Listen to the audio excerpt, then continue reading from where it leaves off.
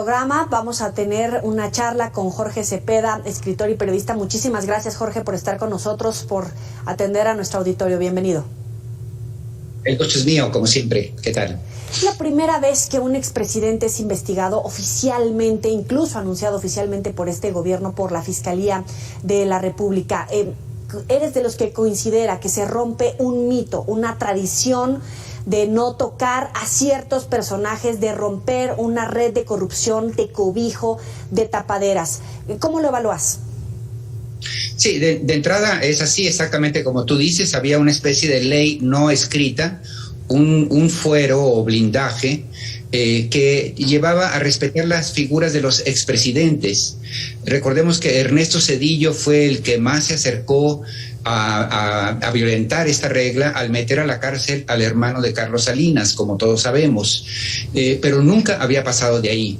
Y era un veto que se sostenía en gran medida gracias al interés del presidente en funciones, porque él sabía que mientras no se rompiera este mito, este blindaje, a su vez él tenía su futuro asegurado. Entonces, yo creo que más allá de las interpretaciones políticas a las que podemos entrar ahora, sí habría que decir que de entrada se rompe aquí y se sienta un precedente que va a ser muy interesante en el futuro y se va a ver con una perspectiva del parteaguas que representó esto.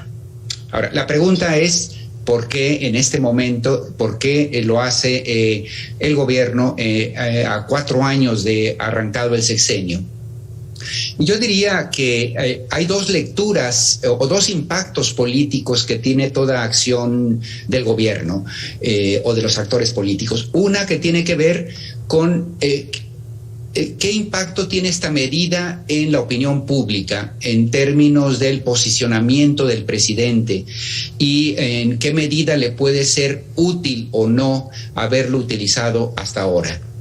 Y esta interpretación podría uno decir, bueno, después de 4 años de desgaste, este era un recurso que se tenía guardado, el rómpase en caso de emergencia, si empezaba a caer la popularidad o se necesitaba mayor presencia, y era este recurso sin duda importante en términos de legitimidad. Sí.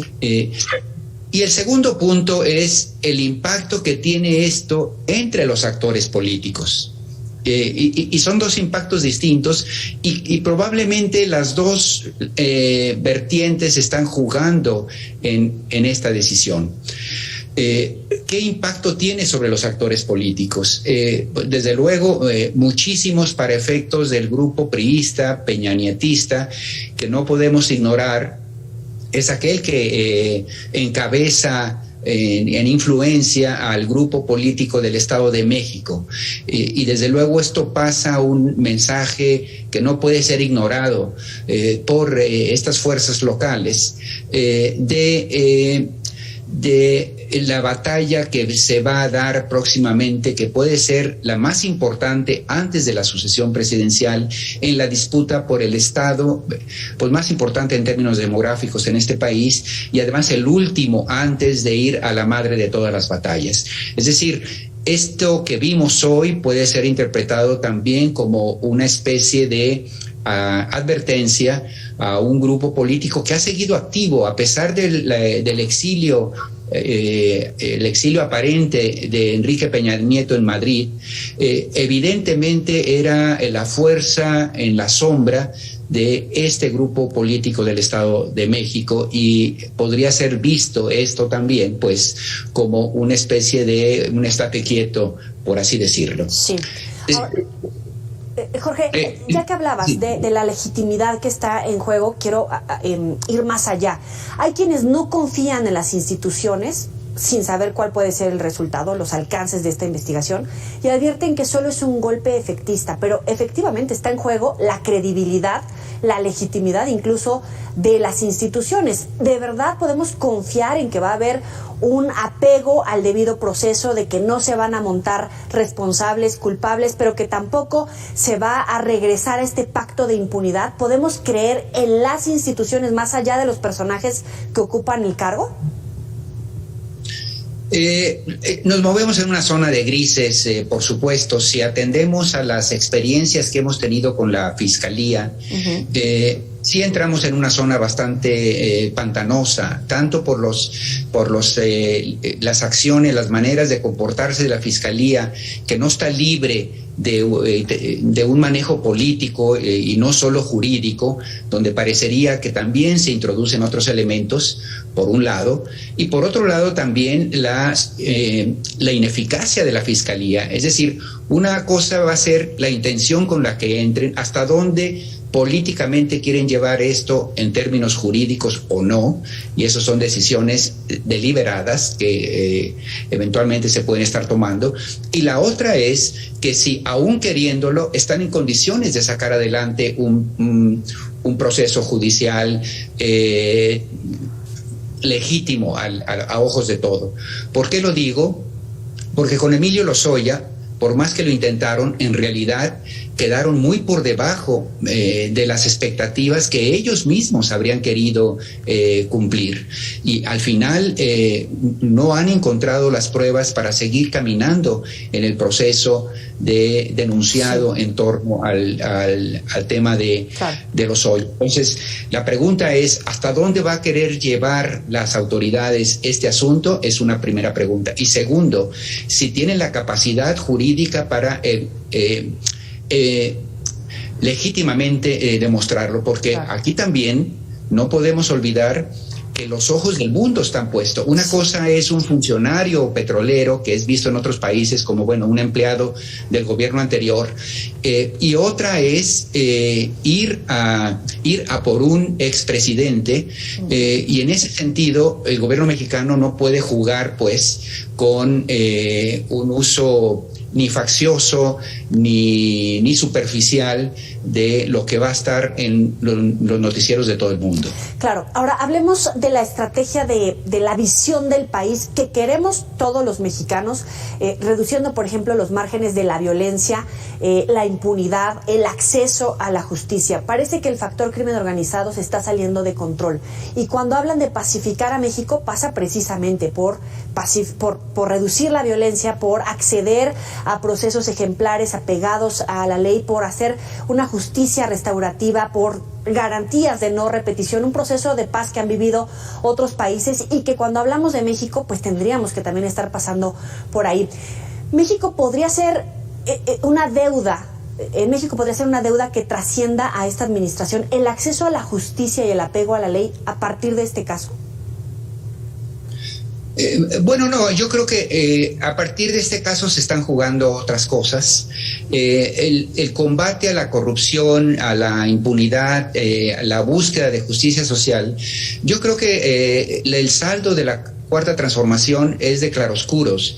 En algunos aspectos yo creo que sí se avanzó sustancialmente en términos de el gasto suntuario, la irresponsabilidad de la clase política, el uso patrimonial de los bienes, no que ahora sea perfecto ni mucho menos, pero sí ha habido una atención directa hacia el tema de corrupción y avances. A mí me parece significativo, es decir, quiero ver el siguiente gobernador que agarre un helicóptero para ir a jugar golf, algo que hacían prácticamente todos, y no importaba a nadie.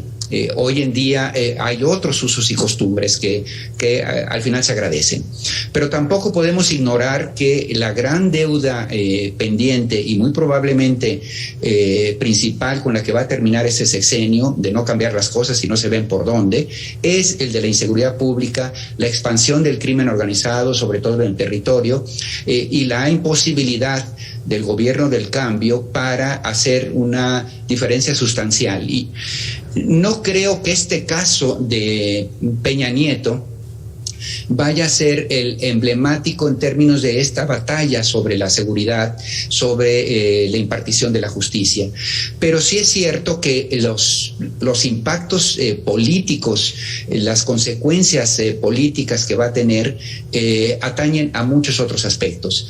Y yo insistiría, uno que tiene que ver con la legitimidad frente a la opinión pública, el acierto que representa para para el hombre y la mujer de la calle, de simplemente decir, por fin se está haciendo algo contra estos que nos causaron tantos daños, etcétera, etcétera. Esa parte es importante y desde luego juega a favor de López Obrador. El riesgo es que nos quedemos simplemente con una simulación. La respuesta del presidente Peña Nieto en su tuit da cuenta de que él lo está viendo absolutamente en términos jurídicos, sin aspavientos, diciendo confío en las instituciones mexicanas. No salió con un tuit diciendo soy una víctima política, porque yo creo que Peña Nieto sigue confiando en que López Obrador puede no ir muchísimo más allá con este tema. ¿Pero y que por un pacto de impunidad? Es una especie de... Pero por un pacto de impunidad, brevemente, Jorge. ¿Pero tendrá un qué? Pero por un pacto de impunidad, ese famoso pacto de impunidad entre Peña Nieto y López Obrador, brevemente. Yo no creo en ese pacto. Lo que sí creo es que López Obrador agradeció varias veces el hecho de que Peña Nieto, a diferencia de Calderón, no intervino en el proceso electoral en el que López Obrador resultó electo. Y esa deferencia...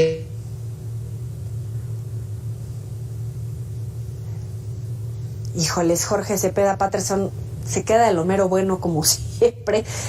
La tecnología no nos está jugando hoy a favor, ¿lo tenemos? Francamente, solo lo saben ellos dos, ¿no? Pero sí pienso que López Obrador no habría querido ir hasta este punto y, sin embargo, razones políticas al final lo han conducido a una decisión de este tipo.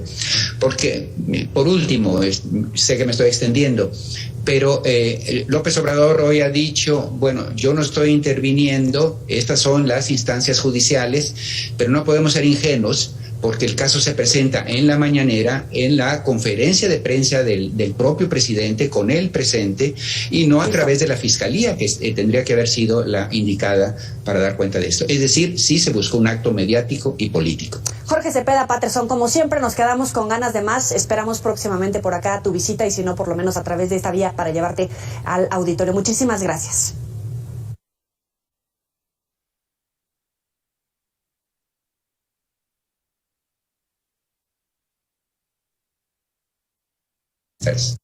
Y en los próximos espacios. Vamos a la pausa, volvemos.